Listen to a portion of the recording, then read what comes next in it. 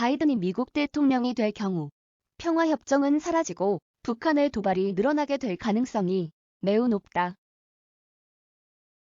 바이든은 샘님처럼 원칙을 고집할 스타일이다. 그처럼 안정적인 것을 유지할 사람이다. 트럼프와 정반대의 행동할 가능성이 높다. 트럼프는 자신의 명예를 위해 노벨 평화상 욕심의 평화협정을 시도했을 것이다. 자신의 욕심을 위해서 말이다. 바이든인 경우 원칙을 내세워서 핵을 먼저 포기하라고 주장할 것이다. 그러나 북한은 핵을 포기할 수 없다. 전략상으로 필요하기 때문이다. 핵이 없을 경우 미국이 언제든지 쉽게 공격할 수 있다고 믿는 데서 절대 먼저 핵을 내려놓지 않을 것이다. 그의 아빠인 김정일이 은둔 생활을 김정은은 지켜보면서 성장했다.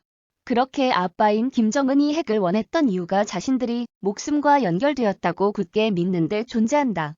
그런데 그런 핵을 포기하라면 그들이 네 알겠습니다. 할 거라고 생각하는 자체가 이해할 수 없다. 그래서 트럼프처럼 무모하게 보일 정도로 대범하게 나갈 때 북한은 핵을 포기할 것이다. 먼저 평화협정을 맺고 미국이 먼저 선제 공격하지 않겠다는 조약을 맺는 데서 말이다. 그렇게 김정은은 자신의 생명을 보장받았을 때 비로소 핵을 내려놓게 된다. 이 정도는 초딩들도 이해할 것이다. 단지 이해 못하는 부류들은 정치인과 군부 정도다. 그러나 바이든 같은 부류들은 원칙을 먼저 내세운다. 핵을 내려놓았을 때 평화협정과 조약을 맺겠다고 할 것이다. 김정은 북한에서 봤을 때 총을 뒤로 숨겨놓고 안 쏘을 테니까 방어복을 벗으라고 하는 것과 같게 느낄 것이다.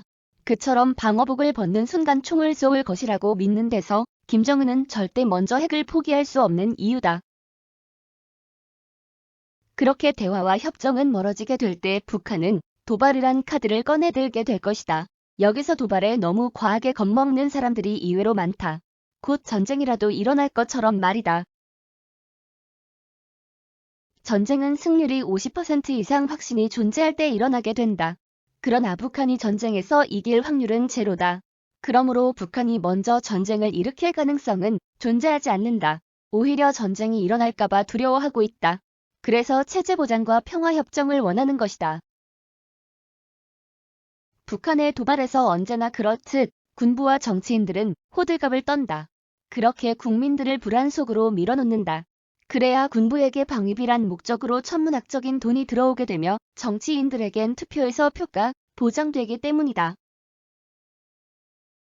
협정이 잘 이루어지지 않았을 때 북한의 도발은 빈번하게 일어날 것이다. 그렇듯 국민들이여 준비해야 할 것이다. 북한의 도발을 그리고 불안해할 필요가 없다는 사실을 북한이 먼저 전쟁까지 끌고 가지 못하기 때문이다. 그러나 군부나 정치인은 이런 얘기하는 나에게 아니한 생각이라고 비판할 것이다.